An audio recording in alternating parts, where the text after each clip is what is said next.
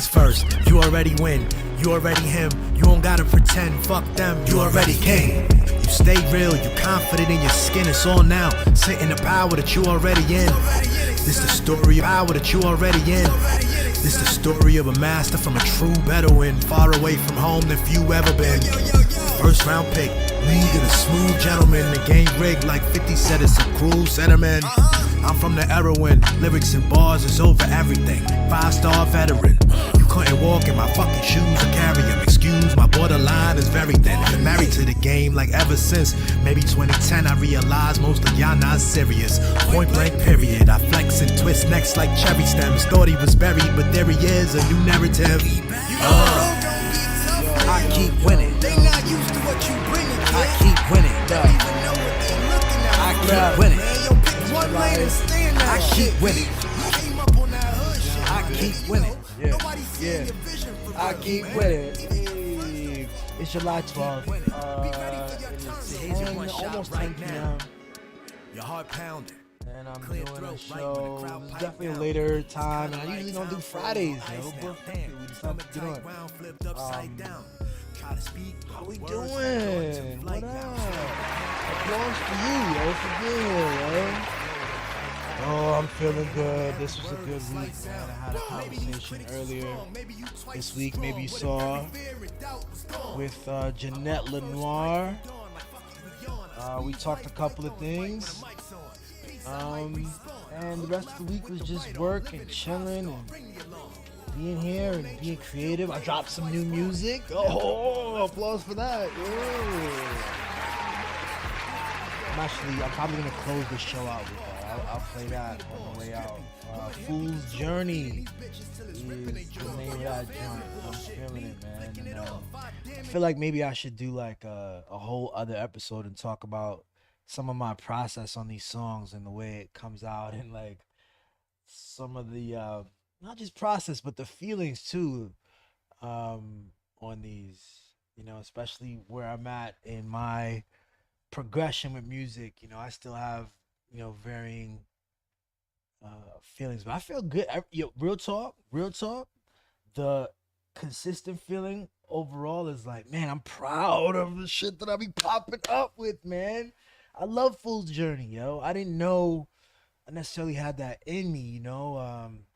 Just different rhyme schemes there and kind of esoteric, uplifting, self-aware hip hop. Just throwing some words at that to try to categorize it. But fuck that. We don't need all those words. It's just hip hop. And I love it, and it's poetry. And I fuck with it. So I'll play that on the way out. I will play that on the way out of this episode. What up, yo? How's everybody doing? It's July 12th. So yes, summer's like halfway through pretty much. By the time we got to July, for me, a lot of my memories in childhood had to do with football. So I had a whole schedule. The year for me revolved around football. So the season started in September with the school year, and summertime. So right about now, I'm in like peak condition right now. I'm getting ready for football. We're about to get into camp. So I'm getting ready to get comfortable hitting again, but we're just doing a lot of running in the heat, getting used to this heat. But now as an adult, things are different, you know? Everything's just so different. As a kid, real talk, life was football, yo. Life was football for me. Football was everything. I was just trying to like be the best football player I could possibly be. And real talk, I was like, yo, I'm gonna make my body a weapon. And I got up very motivated to run and to lift. And any kind of little weakness I identified, I was like, all right, I'm gonna work on that. Now as an adult, there's just so much going on, man. There's so much. This politics stuff is nutty, is it not? Are you kidding me? At this point, we are, a couple of months away from an election that everyone's billing as the biggest election in the history of America. The election that will, the final election, the election to end all elections. But it's like, they've been saying stuff like this for so long. This is not the first time this kind of this kind of energy around an election. But it is the first time with so many memes. It's like the first one that I know of with like the high speed internet memes. Everyone has Photoshop now, it seems, or they got the Photoshop app. Everyone has access to like AI and video and all this stuff. Everyone's like able to produce quasi decent quality video to react to things very quickly now. And that's gonna be a whole new element to the game. That's gonna be a whole new element to the game. You know, whenever you thought it was messy before, well, it's gonna be real messy now. We just have more people in the game able to reach audiences with whatever they're creating on a whole spectrum range of like seriousness and meaningfulness and effort. Some people, you see these videos on Instagram, I get these ads. I don't know if you're getting them. I get these ads telling me sign up for blah blah blah, the whatever app. All you got to do is take a link of any video. Let's say you take the debate that just happened on cable news. Take the debate. It was a 2-hour debate.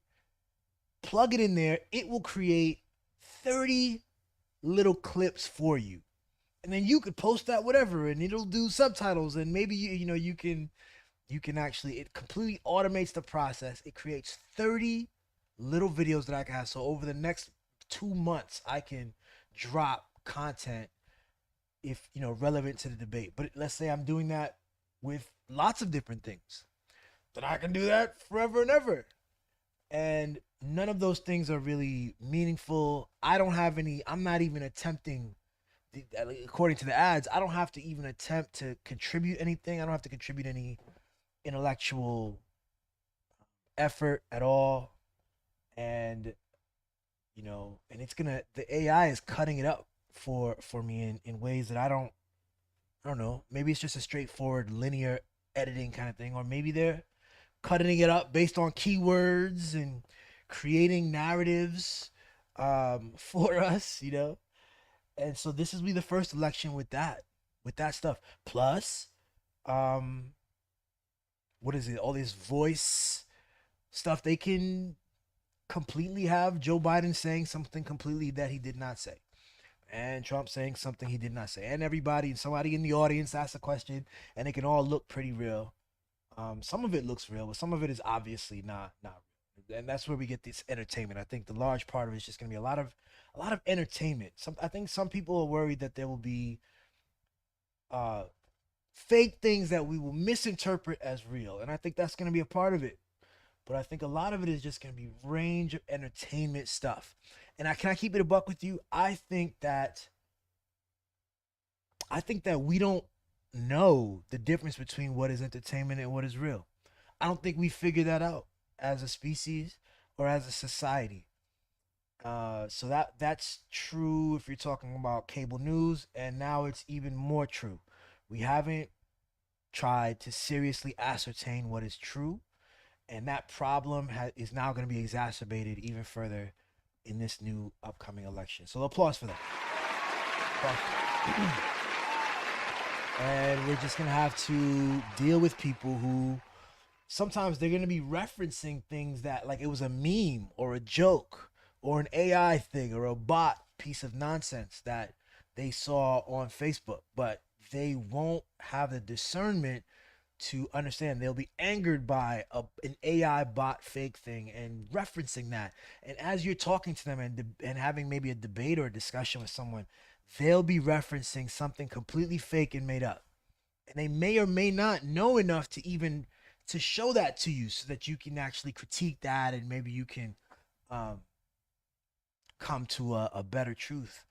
That might not even be front lobe conscious. It's just like the amount of media that we're receiving is so heavy and so broad and vast and so loose and so untethered to anything that we're going to be receiving a lot of dumb shit, a lot of mockery, a lot of memes, a lot of spoofs, and comedy, things intended for, the creator who's simply trying to get clicks, and people will receive it and validate a sense of the world that is entirely untrue, and that is what will be motivating them as they go into vote, to whatever they're doing in their daily lives. That's what's going on in this election cycle.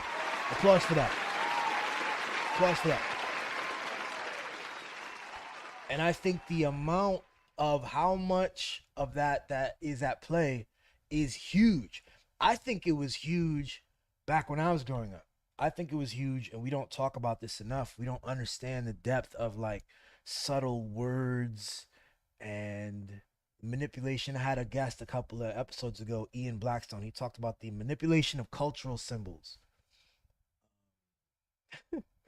I think the words we use, like left and right, are symbols. They are empty symbols that don't help us really ascertain what we're talking about, but they operate as just shells. If you're a right-wing person in your mind, then you might be watching right-wing media, and on that right-wing media, they are constantly telling you about the left, and they're making claims about the left.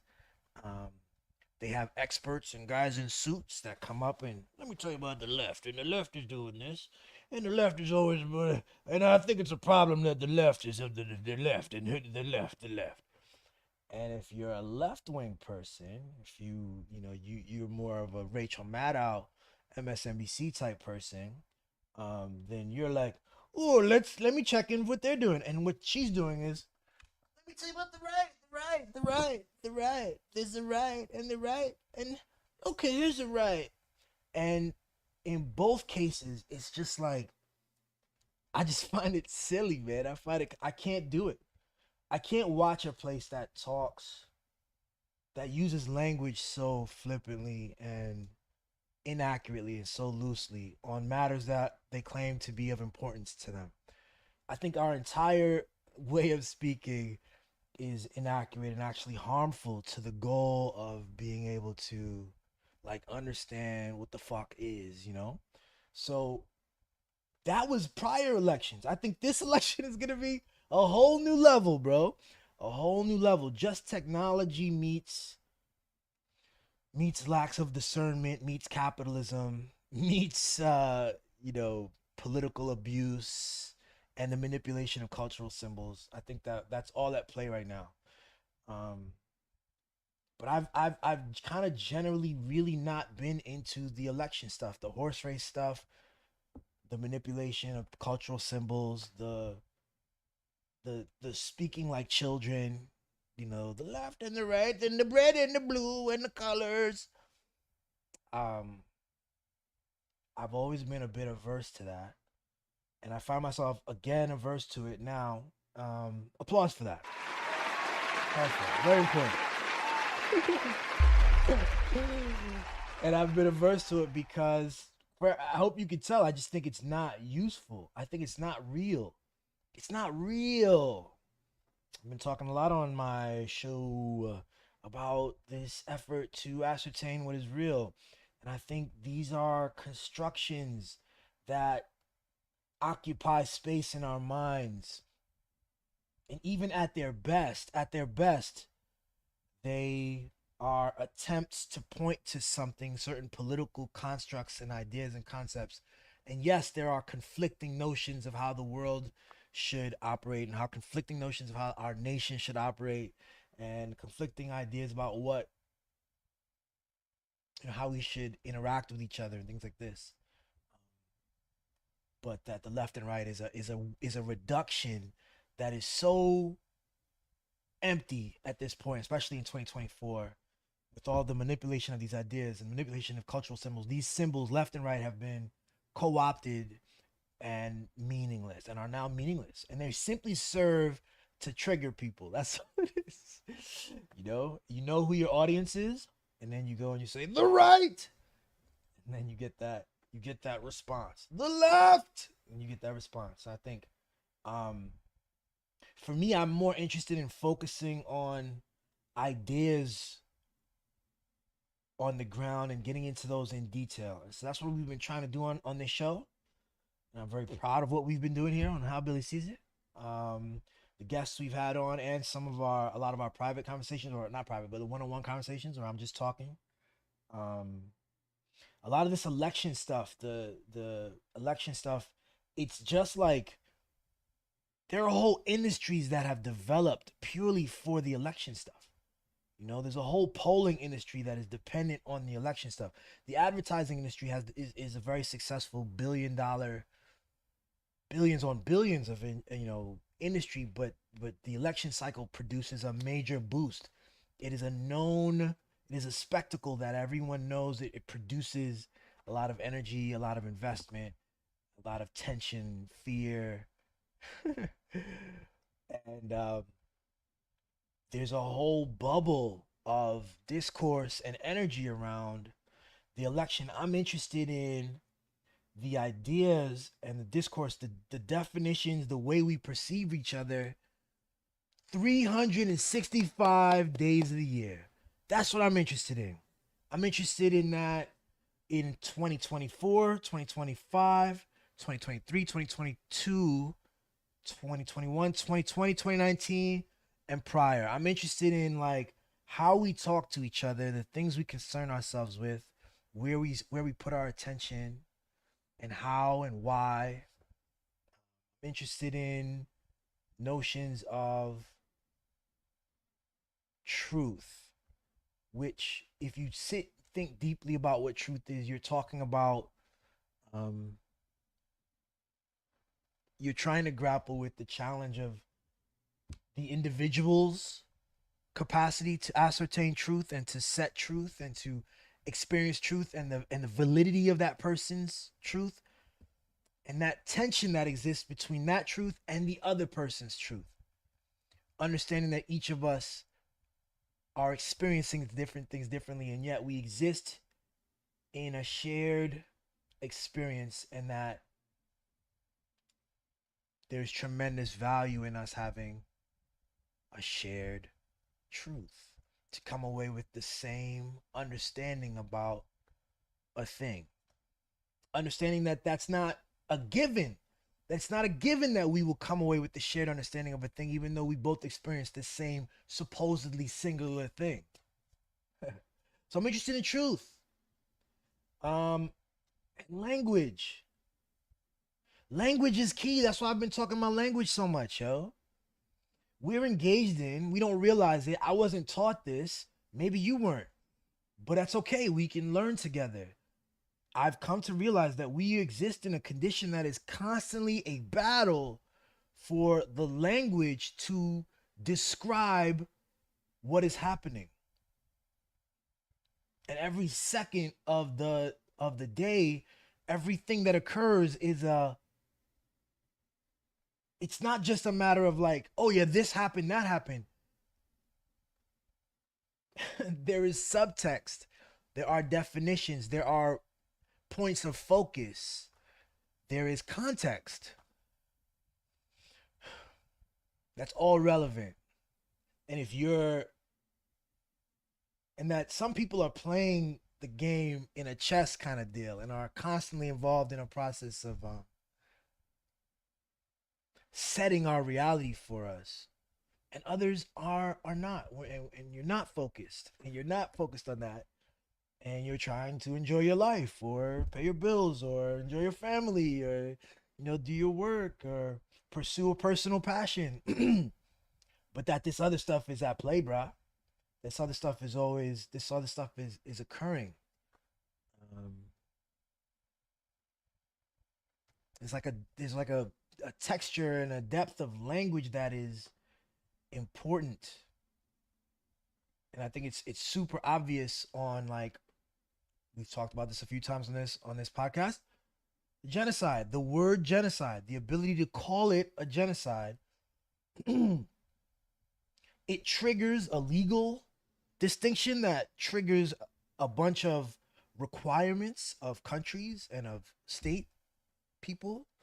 Statecraft has to adjust to the presence of a genocide versus the presence of a just war or a conflict that between two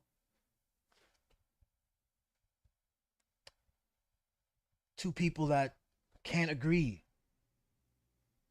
Genocide is a process of crimes, and it's something that we've agreed that we won't let happen again.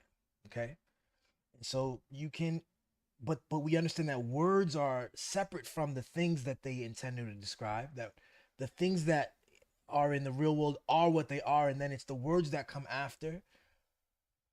And that there's tremendous power in that difference. There's tremendous power in being able to set the narrative. This to me is like more important than checking out if Joe Biden has enough votes in the electoral college in these swing states and things like this. This to me is more, it's more interesting. It's also the actual bedrock thing, because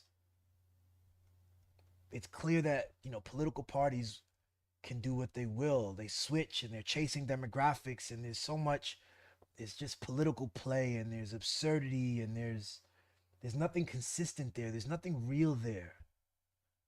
What's real is our capacity to set the terms of what is by naming it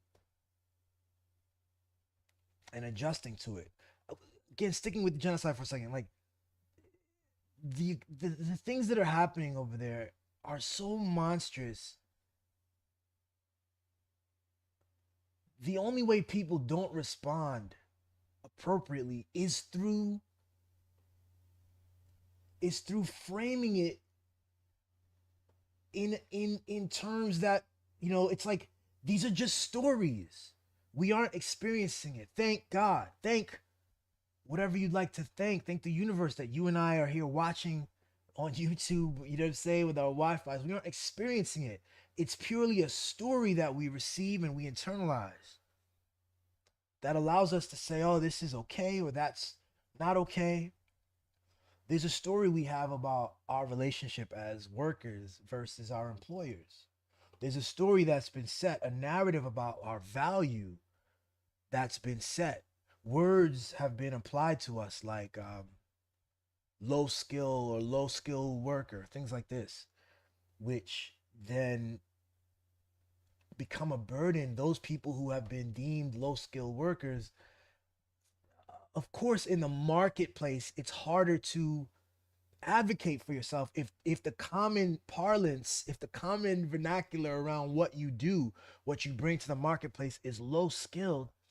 Well, then how can you advocate for a high wage or for a set of benefits? But that's just a framing. It's just words. I'm interested in that. Who sets these words? Who's setting us? Who's telling us these things? The relationship of the CEO versus the employer. Exactly. Like who says that this supposed risk that the CEO takes is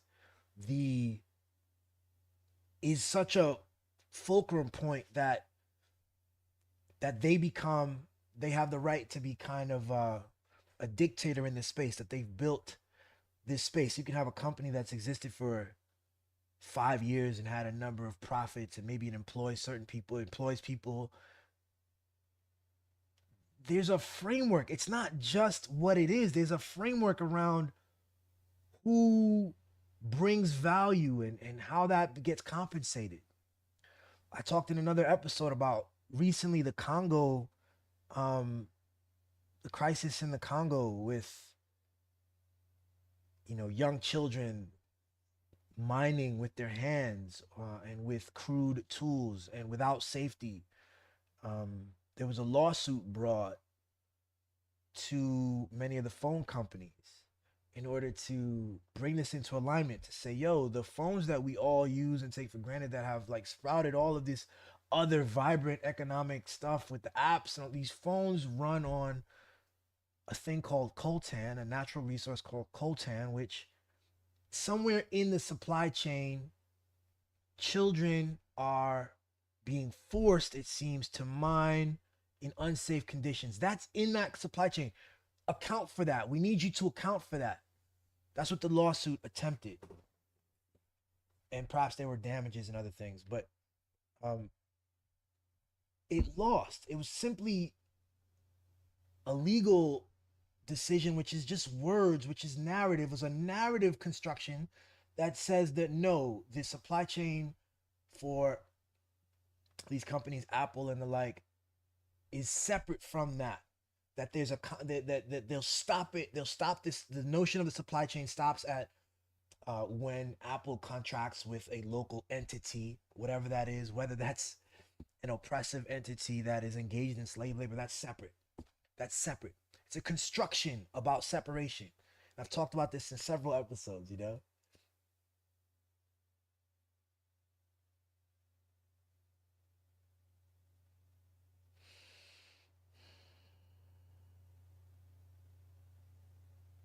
The way we talk about things are just a bunch of constructions about separations. And I think often also because of the way we've been acculturated, we talk about things in terms of competition. It's very much contrast and this thing, you know. I engage with people on social media all the time, and everyone's notion of what nature is and what is natural and, you know, has to do with competition. But these are narrative constructions. Nature is more than that. The way we talk about ourselves is like,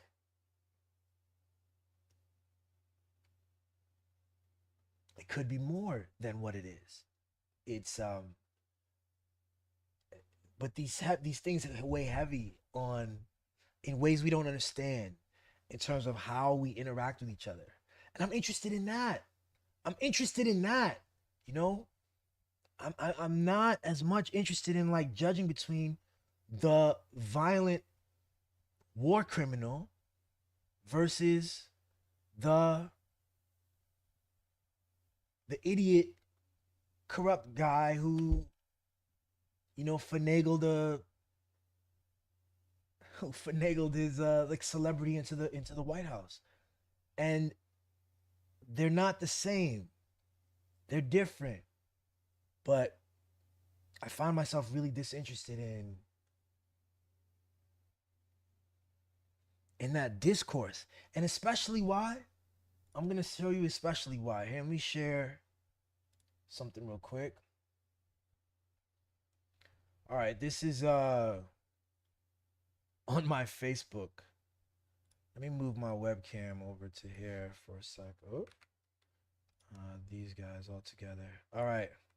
Jeez, I can't get everything. There we go. All right.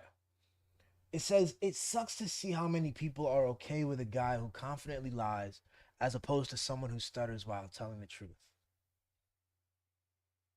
Here's why I can't stand like this discourse, right? Who's the truth teller? What are we trying to say here? This is actually posted by an organization that's clearly like a Democrat, liberal kind of organization. They get a lot of good stuff right. They have interesting, you know, memes, and they post, and it's a little provocative, and some of them are thoughtful, and there's definitely what you would call left. They operate on the left for sure. But definitely here in this post, the point is to contrast the confident liar, Donald Trump, versus the guy who stutters while telling truth. What truth are we talking about here? What is the truth that that Joe Biden represents or is? What I say, I left a comment. I know contrast is valuable in politics, but let's have some integrity and admit that Biden is no truth teller. My point is,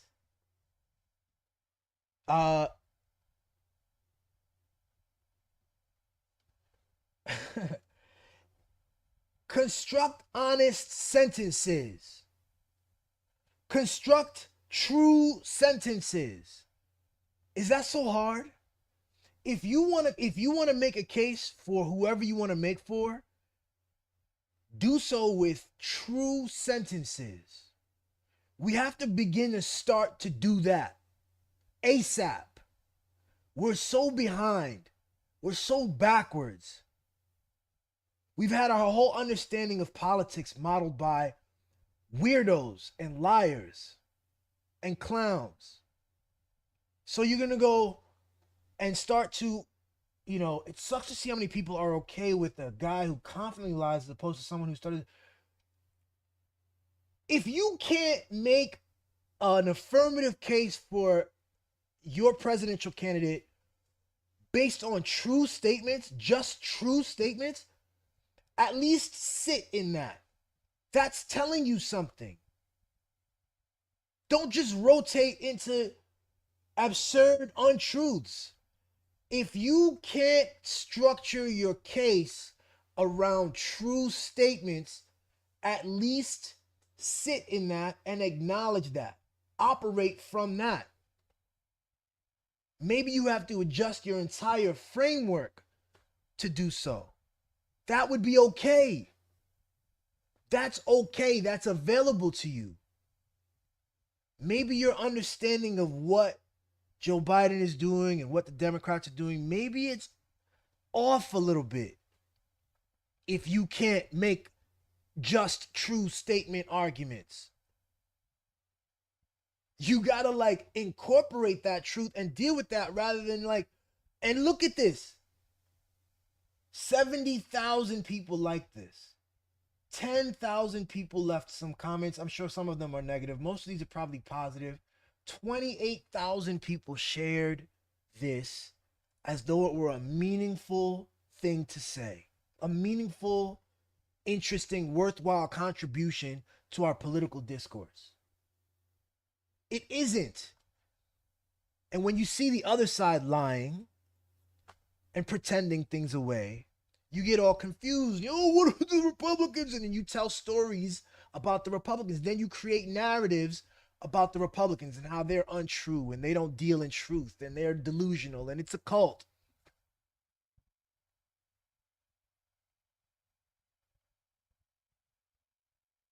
But of course you can understand, if you're someone who shares this, you understand fully what the Republicans are. You get it. Yeah, it's just, you gotta win. You gotta say anything to win. You gotta pretend everything's all good to win. You can't look at the full truth of things to win. And so I think that the problem is, again, the notion of winning and the game itself and the energy around what is happening is, it's always like doom. It's like, this is the last thing. We have to do this. We have to tighten up. We have to pretend. Hold on. Hello. All right, there we go. My earphones just got off. We have to pretend in order to win. I think that that's off, yo. I think that if you were able to access truth, then who knows where your decisions go, but it would be a decision rooted in truthful statements. How many other untrue statements are swimming in the mind? Because if you're sharing this to 28,000 people, creating an ecosystem of this idea that we're dealing with someone who is just this stuttering truth teller. If only he could get the truth and the beauty out from his beautiful truth telling mind. Who is that? Where is that? That's not true. It's just another fabrication. It's like, and then the idea that he's like, I'm the only one who can fix. Hold on, let me get back to Full Billy. I'm the only one that can beat Donald Trump. Me. What is that? That doesn't sound familiar? Something that Trump said? Something that Trump says? That he's some kind of a savior figure? and he's the only one. You see it when Trump says it, but you don't see it when the other guy says it. Why?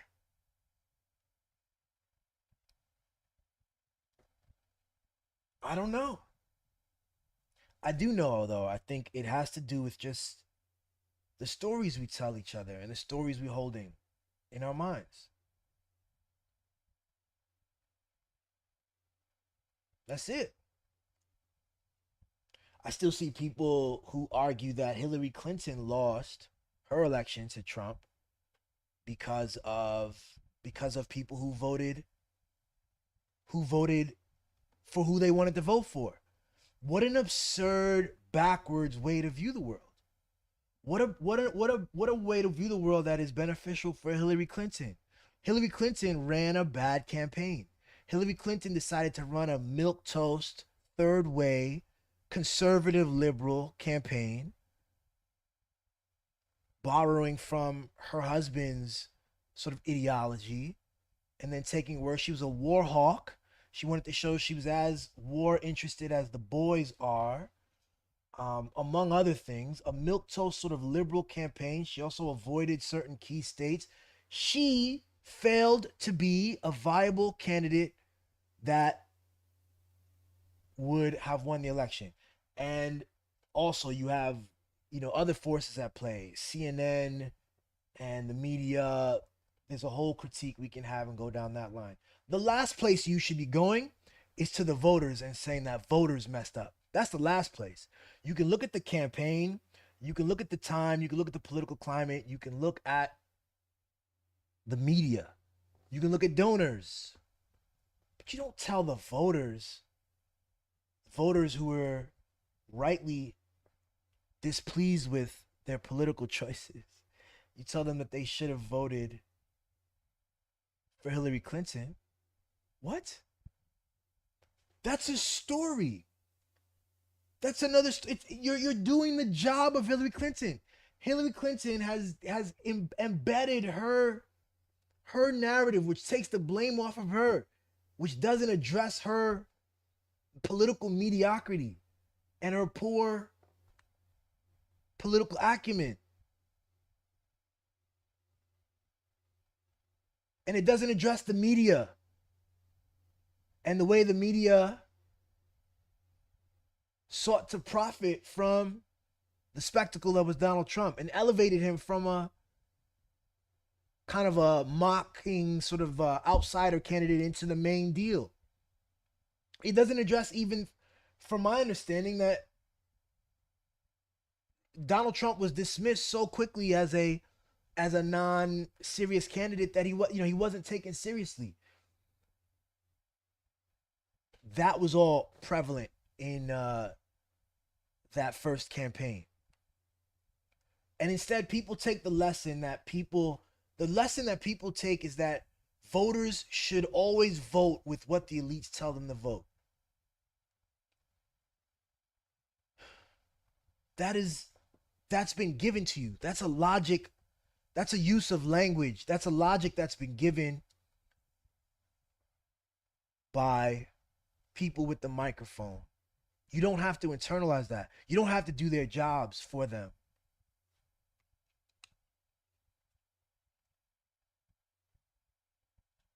My job, what I want to do is I want to be in relationship with truth.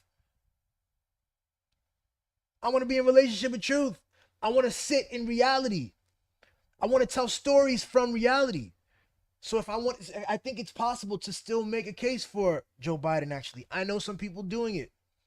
I have a good friend, someone I work with as well, Bill Fletcher Jr. I think he's a very powerful person. And he's someone I respect a great deal. And he will make the case for Joe Biden from a place of consistently trying to ascertain what is true and to not make false statements and to not say absurd things, to not fall into the same trap to become the blue MAGA, yo. D, what up, yo? It's like, tell logical things. Be interested, sit in truth. I'm very interested in that, in the discourse that frames like how we look at ourselves and how we look at our neighbors and how we look at our political class and how we look at our media class. That's just where I'm at. We're already at, wow, only at 10:27 on that. Let me give an applause for that.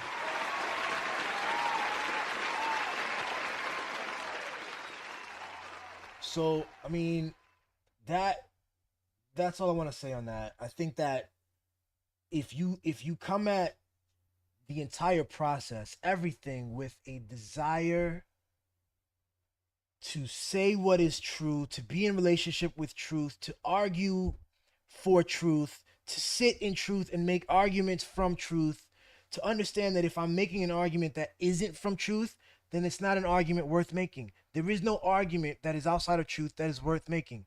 It doesn't matter what the other side is doing. The other side is doing all kinds of stuff. The other side is full of very dangerous people. Our side is full of interesting and dangerous people as well. We need to be rooted in truth. Everything that is rooted in truth will find its place. Our best answers come from an orientation in truth. I'm not even telling motherfuckers how to vote. I'm not telling you how to vote. I'm saying make arguments from truth. Because if your arguments aren't from truth, then you're arguing for something wrong. It's not it.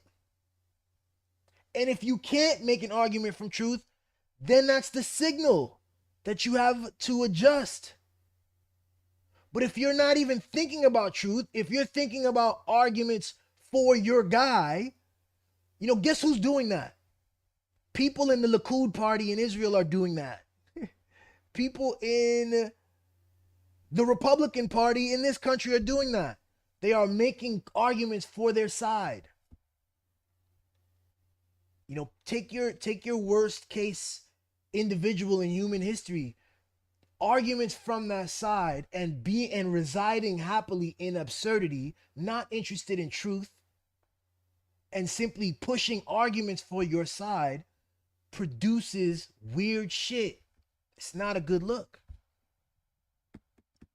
Applause for that. It's not a good look. As soon as you start making fake arguments, false arguments, you gotta have an alert.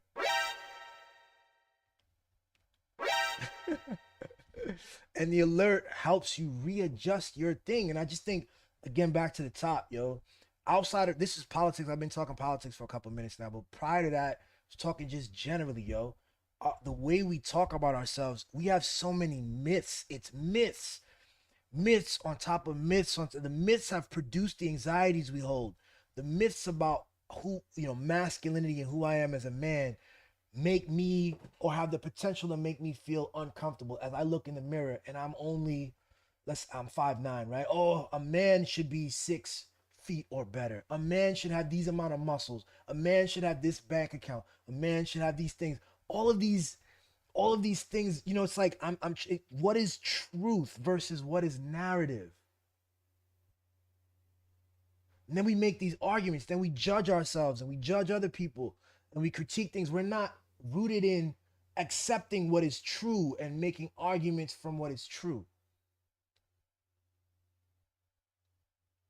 There's a little leap there, but it's not a huge leap. I'm talking specifically about, like how we talk about ourselves and what our goals are underneath the things we're saying. What are we attempting to do? And if my goal is to promote the Democrat Party because my identity is with the Democrat Party, then I'm going to say all kinds of wild stuff. Then I have the opportunity. If my goal is to promote MAGA because I'm a MAGA guy, I'm going to say all kinds of stuff. If I'm trying to promote like this kind of, you know, Andrew Tate kind of masculinity, I have to now, I can't accept the range of masculinity as it shows up in nature. I can't accept the range of femininity as it shows up in nature, because I've asserted my position, and women have to be the opposite of that, and I have to. It's all the same kind of messy stuff. It's all rooted in the same sort of not being present. This is like an attachment that doesn't let you like see what is, and then accept what is, and say what is, and then chart a path from what is. You know what I mean? Applause for that. Yo, that's all I got, yo. I'm gonna wrap this episode up. I'm gonna leave you out with my new track, yo. Very proud of this track.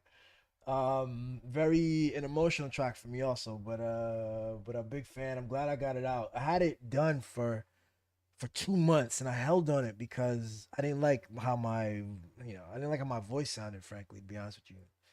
I'm still dealing with like this how to use my voice on these tracks, but here it is, yo. Check it out, Fool's Journey. Thanks so much. Have a great night. Thanks for watching. Have a great weekend, yo. Peace, love. Damien, thanks for checking me out. Peace, yo. Peace. Hold up. Fool's Journey.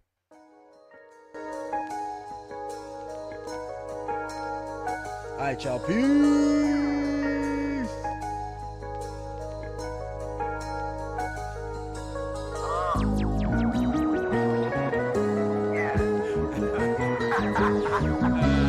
Fool's Journey.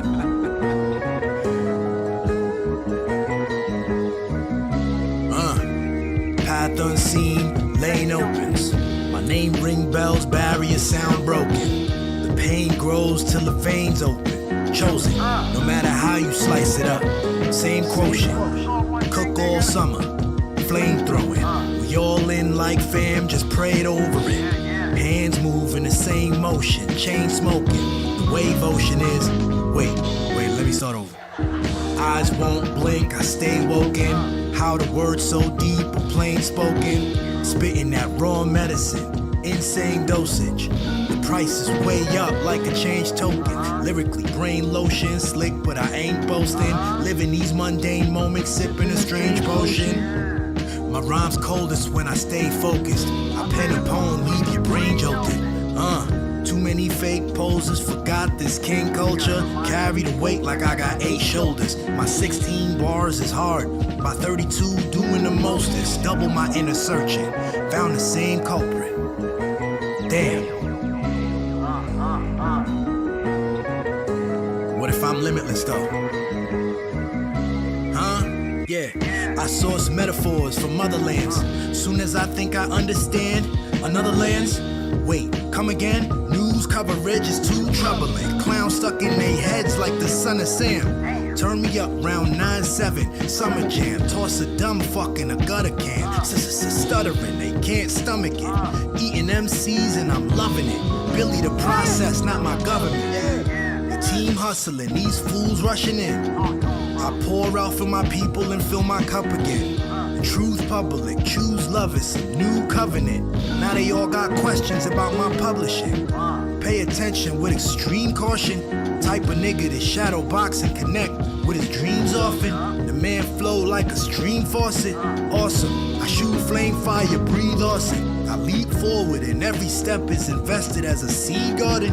All directions towards each corner. The peace offering is now. Cradle to coffin, we started, cause we limitless.